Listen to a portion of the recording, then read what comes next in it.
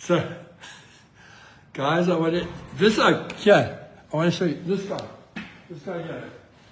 We've got the same hairstyle, but we don't have the same brain.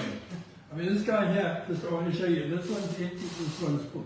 Okay, I want to show you, the other night I'm lying in bed, and I'm watching the world go past on my WhatsApps. And I get this message from this oak. He says, why the hell haven't you answered my email? And I said, I can't even spell. Now you want me to answer an email. But what actually made me interested in this guy is that you've written a book on the game reserve. 4 books. 4 books. Kalahari, Kruger Park, Pilanesberg, Etosha. I was busy with Madikwe when COVID hit, so I put that on the back burner. Yeah? What if you come a little closer there, because the people can't see you, there's something shining on the top of your head, it's just a ball patch. Why do you know so much about the game reserve? Well, it started as a hobby. I didn't want to know game reserves. My wife dragged me there kicking and screaming. You mean somebody married you? Yep. Okay. You don't know. Okay, so tell me about the game reserve. So she got me halfway to the game reserve, Kruger, Schoemanskloof. And then we went back home. Then she got me to Hazy View, and we're sitting in Hazy View, and it's pouring with rain. I think, wow, this is really exciting. And I look over there, and the sun's shining. So I say to the lodge owner, what's over there? He says, the Kruger Park. How old were you? Come. Sure, that was 30 years ago. So I was about late 20s, early 30s. So you hit the Kruger Park at a late age, eh? Yes, I did. Yeah. And there was no turning back after that. Bought myself, I had a point and shoot camera that didn't do what it was supposed to, so then I bought a Minolta system, sold that, got a Nikon, and for the last 35 years I've been taking photographs and publishing books. I'll tell you why. Wait, what's your name? Mario Fazekas, Kruger to Kalahari. Fazekas. Fazekas.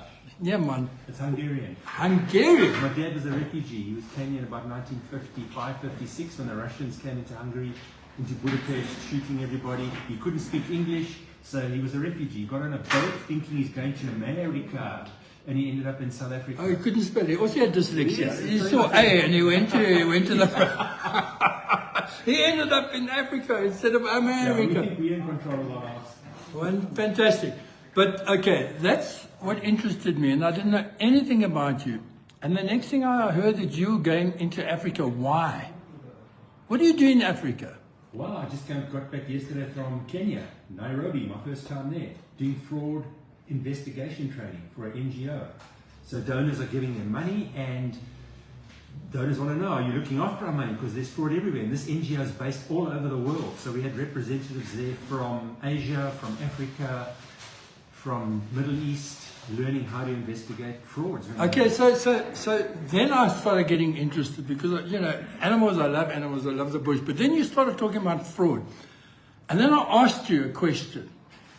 I said to you, because I'm sitting here fighting a court case, and I said to you, what is your definition of fraud? And you sent me a WhatsApp. And I'll tell you what I did with that WhatsApp. But carry on. What is your definition of fraud?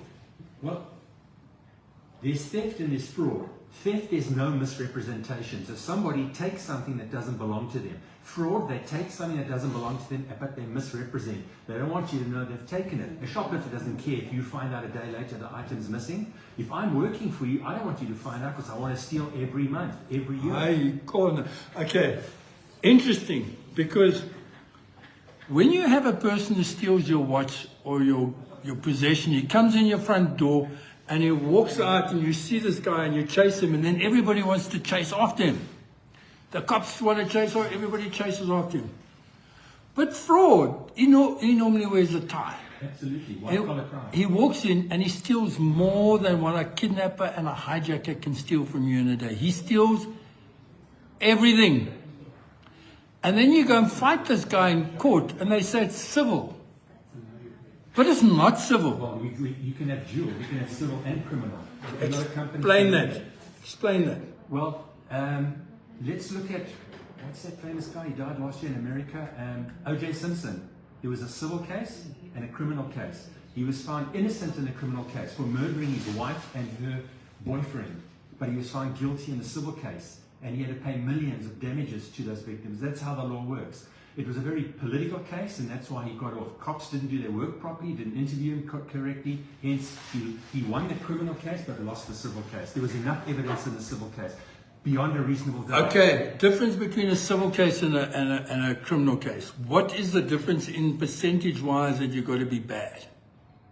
Well, the thing is, it's beyond reasonable doubt. So a criminal case, if someone's going to get the death penalty or go to jail, it needs to be beyond reasonable doubt that he did it. Whereas civil doesn't have to be. It can be The 25%. judge thinks, yes, you look like a liar, you got a tattoo, you don't look like a nice person, I believe them. But he can't hang you. No, you can't. He can't put you in jail. No, you can't. But he can fine you and say you must pay this person money for damages. But that's civil. But now, in civil cases, you get guys that lie to you and they take your money. Is that? Or they know the story and then they hide the story that they do know. Where is that in a fraud? If a guy knows, let's say, for example, you're sitting here and I make a deal with you. And we say, let's do this, we do this. And you do this for 5 years or 10 years with me. And then all of a sudden you say, no, I'm not doing it anymore. And you've got recordings of this conversation, like I've got a recording now. And you can prove it to a judge. But you have to go to a civil case. And you've got to go to a high court. It's going to cost you 500,000 rand. And the guy knows that. So he says, this guy can't afford 500,000 rand. I'm going to nail him because he can't afford 500. And I've got he knows, everybody knows that we did this deal and it's recorded and everything. But to prove it, you've got to spend 500,000 rand. What happens in a case like that? Well, you have, it's where the cards fall. So you've got a choice, civil or criminal. And if you don't have the money, then you may lose the case. So, okay, so the interesting part here for me, if you go and show the cops, this guy lied, he did this, then does it become fraud? if you go to court, you've got to prove 4 things. What are they? The act was unlawful, that there was intent, that there was prejudice. There was one more. And misrepresentation. Okay, so you go through this. So let's say it's unlawful. Okay, let's start with misrepresentation. How does a misrepresentation work? You told a lie and somebody acted on that lie. And they lost something. And they lost something. So if you tell a lie afterwards, so you make a deal, and then you tell a lie that you didn't make a deal. You say, it wasn't a deal. Don't worry about it. Just play. If you can prove that it was a deal, it wasn't play, that's fraud. If those 4 elements come into it, that's why we tell our clients that normally charge a person for fraud. And if you go to court, the most difficult thing to prove is intent. Was it a mistake or did he intend to? So, okay.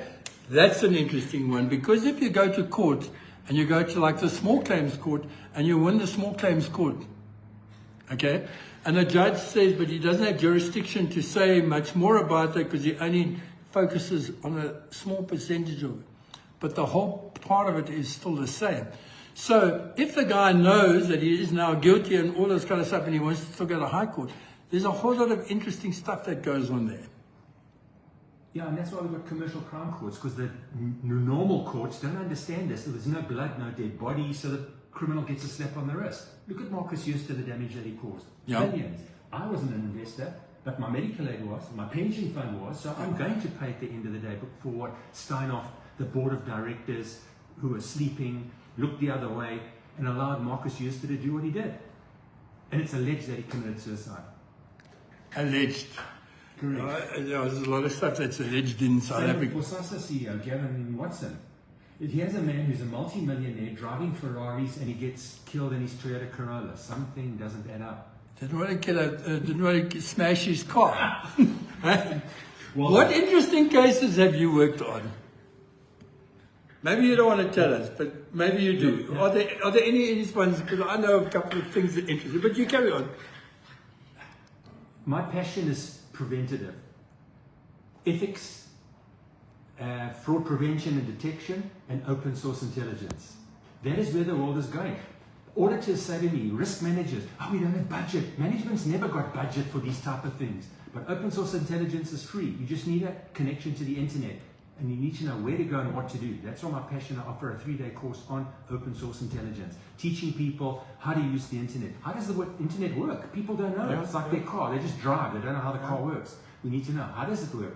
Okay. There's a website called Wayback Machine. So somebody creates a website, puts something in, deletes it. Oh, evidence is gone. We go to Wayback Machine. Yeah. It's like I bought a pair of sandals from a company called Courtney Boot Company in Zimbabwe. Yeah. $100. I ordered tan. I get yellow. I go to the website. They said, no, that's what you ordered. I go to the website. Those are the yellow ones. I said, no, bullshit, man. This is not what I ordered. Yeah. I go to the Wayback Machine. I go back 1 year. There's the real one. So I send them the screenshot saying, you changed the website. Please send me my $100. Otherwise, I'm going to put this on Facebook. There comes my $100. Oh, really? Yeah. Facebook is very, very powerful. Yes. Ask the cops. I see. you know, they say you must never post anything if you're angry or drunk. Okay, and especially if you're both. So. It's a confession. No, but you know. And the reason is because you put a target on your back. Absolutely. So yeah, but unfortunately things happen in life. But okay, let's just go back to, so now the other night I'm lying in bed and you give me this information. Okay, and this is the interesting thing about the internet and AI that's come up. Now you've got AI, and I look at AI in two different ways. I mean, you've got the ChatGPT is fabulous. Okay, but I think of ChatGPT as a theatre nurse. She knows a hell of a lot. She can actually do the operation. She most probably sometimes more knowledgeable than the doctor. But Claude is like the surgeon. He walks in and they put the gloves on him and he goes to the target. But he costs a lot. Mm-hmm. So I use a lot of ChatGPT and I use Claude to tidy up a little bit. Then I walk out and then ChatGPT cleans up a bit and then says you pay less there.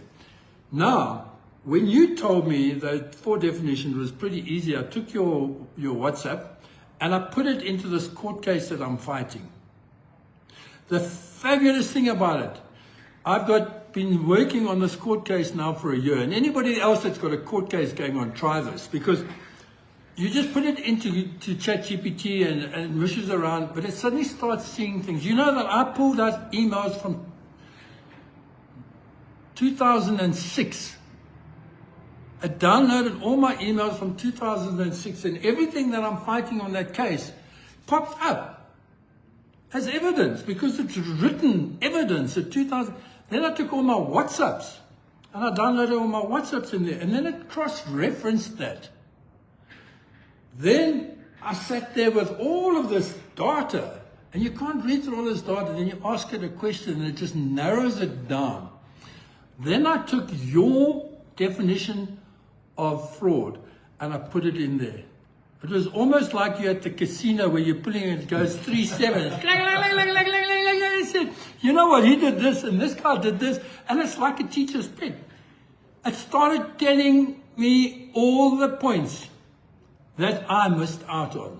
Because you're now guiding it with that definition. You're guiding it with that definition. You've got this huge base of data that you've been sitting there whinging about for a year, and you put it all together, and then it does forget, but if you're clever enough, you can make the internet not forget, because you can have a source. I use Gmail, so then I send Claude back to Gmail and ChatGPT back to Gmail as a source of truth.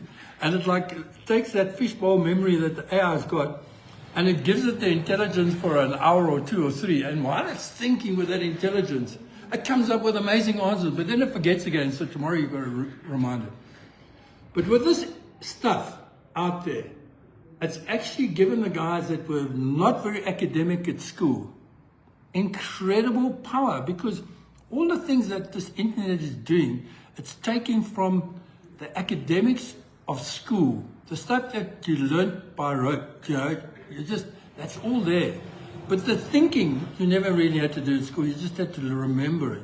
So there are a lot of people out there with a lot of memory, but there are not a lot of thinkers out there. Critical thinking.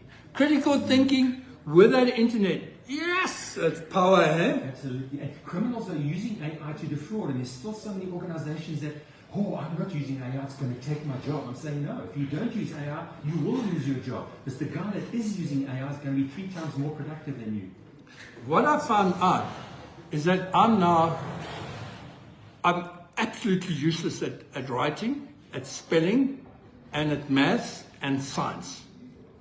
And because of all of that, I had to think laterally. Okay. So I've had 72 years of thinking laterally, while a lot of my friends are just, they've actually been sitting on their asses and not pushing themselves. Now they're trying to catch up.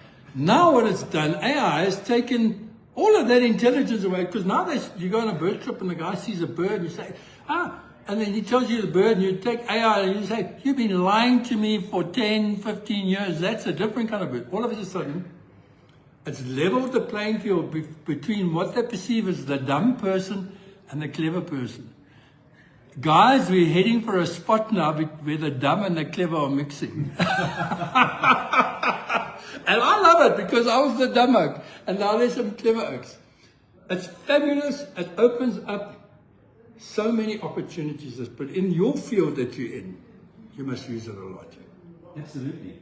There's dangers. So the trick with AI is to three things. Give it context. Tell it what you're wanting to do. Then you ask it to go and do what you need, and then you tell it how to give it to you. Because remember, the free version, you've got like 10 or 20 chats, and then it tells you to come back in 24 hours. So your first chat with it, you need to give it those three things. Otherwise, you're going to waste 3 chats.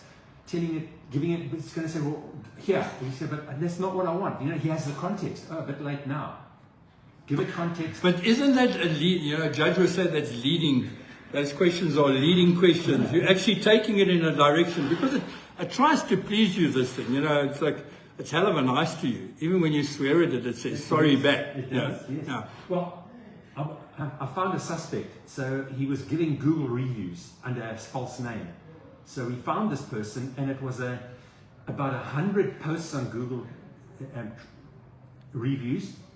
And I said to it, please go and compress this for me. I can't go look through 100 reviews and 1,000 photographs. Yeah. So it comes back saying, no, I can't do that, it's private. So I said, but it's a criminal. And it was in the press who this person was. Oh, now I can do it for you. You know, the ethical AI. Yeah. So it doesn't have a hell of a backbone. No, it's a spineless, intelligent thing. Yeah. So then it says, well, I can't access Google reviews. Yeah. So I said, don't worry, I print it out. I make a PDF. Yeah. I upload the PDF. Oh, now I can do that. It then reads the whole PDF and gives me 2 or 3 pages condensed. He went to this country, stayed at that hotel, took these pictures and said this. The reviewer responded this. Wow. 1 week at least, 1 week to 10 days it would have taken me to do that. It did it for me in 20 minutes. Exactly. So it's just asking the right questions. Yes, but also checking what it does. So there's another suspect we're looking for. The suspect worked in Ireland and then he worked in New York. We know who he worked for, but we don't know what his name is. So he said, this is the person. Comes back, I found him. He worked at this company in New York, Trump Building, and he worked at this company in Is it Trump? Ireland. Trump, no. And it says, this is the guy's name.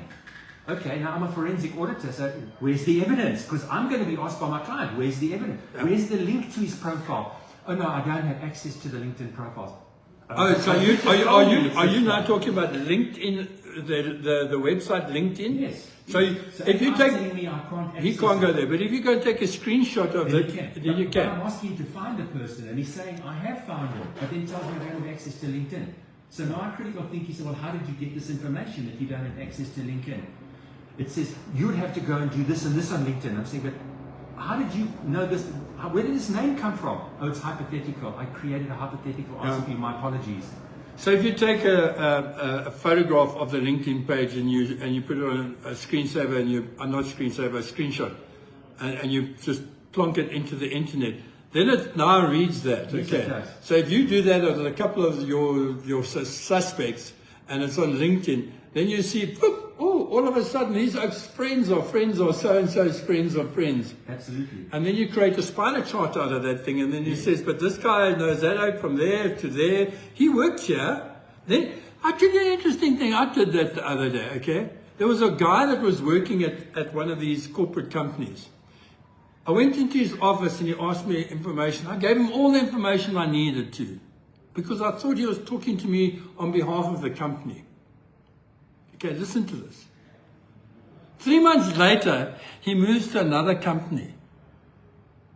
And he takes all the people that were working there that I gave that information from, and he went and he put them into that company. And he started his own little thing there, and he circumvented this whole issue. from the information that I gave him. I sat there speaking to him for an hour, thinking that he was part of this corporate. And the next thing he was part of another corporate, and he was subcontracting from that original corporate. Is that ethical? No, it's not. Why? If a guy's giving you information and he works for this big company, then he goes and works for the other company and he takes your business to the other company. What he did is unethical, but it's up to his employer to manage that. That's why we say, monitor your employees. What are they writing to memory sticks? What are they emailing to themselves at home? You can't trust anybody. Look, loyalty goes both ways. I've worked for many companies and the loyalty's very limited. They'll get rid of you tomorrow if they can. Yeah. So I understand why some people say, well, they don't care about me. Why must I care about them? Sure. So if you own a company, try and be nice to your people. If you not manage your stuff, make sure that they're not stealing stuff. And it also goes the other way. I deal with a lot of internal auditors, risk managers, compliance and ethics officers.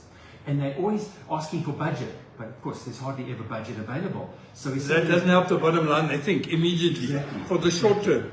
It's penny wise, pound foolish. Executives don't want to pay the pennies for prevention, but then they end up paying the big bucks for the investigations afterwards. But their returns come once a year, so who cares? I used to advise them, send all those emails to your home address. I don't anymore, because you'll be accused of putting the company at risk, sending out emails. But then you've got another job as a CEO at another company, so what? Photograph your screen. Take your phone, photograph the screen. All these denials. No, you can't have budget for this reason, this reason. Give context.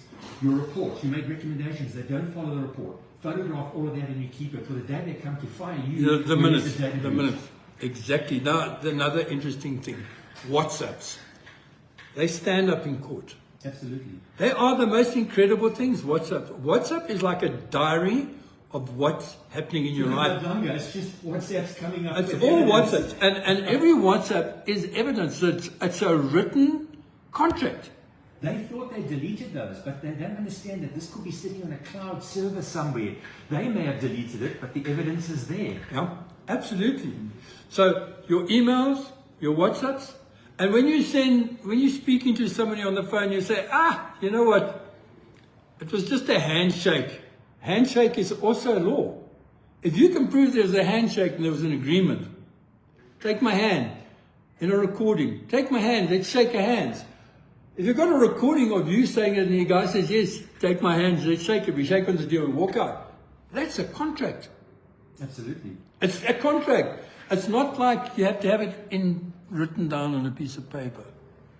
That's how the world's changing. Because every meeting, somebody's got a phone on that's recording now. When you go to a doctor, you get all your stuff from your doctor.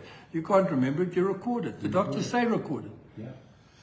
Listen, my friend, I've gone on for a hell of a long time here. I don't know who's still listening to us, but it's been fascinating. And thank you very much for what you do. And I just love it, that the fact that there are people out like you that are making such a lack of difference to this country and to this place. And you know what? There's so many people that are in situations where they are being abused by authority. Whether it's a cop, look how powerful that was. You take your phone out with a cop. That guy is on record. A cop on record sounds like there's a pun somewhere there. But I could see them, they were like wanting to do something, but now you're live recording. They didn't even know that I was live. They didn't even know. I think so, but they weren't listening. They were just, the eyes were just getting bigger and bigger. They didn't know what to do. It froze them, and the woman actually gave me, the cops I had them in this room, they said to me, the head office guys, and they laughed. They said, it's the first time they know that a guy's actually taken money from a cop and got confession in 3 minutes. Sorry. In 3 minutes. Yes. That's how powerful this technology is these days. Anyway, we're going to hear a lot from you, and we keep in touch. It's been fascinating. Yes, thanks for the invitation. No, man, this is wonderful.